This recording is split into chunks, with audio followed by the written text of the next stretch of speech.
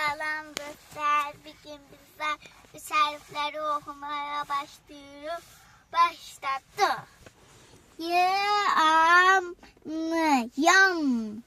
Elini çək, qoy görünsün. Yat. Yalı, yalı. Yamı, yam. Yabı, yabı. Yamı, yel. Yet, yet. Yel, yel. Yemı, yem. Yebı, yebi. Yığını, yıl. N, axırını, yın. Yın. Yıtı, yıt. Yılı, yıl.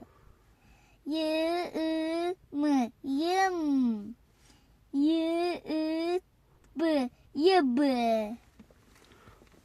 Bəsdir, sağ ol.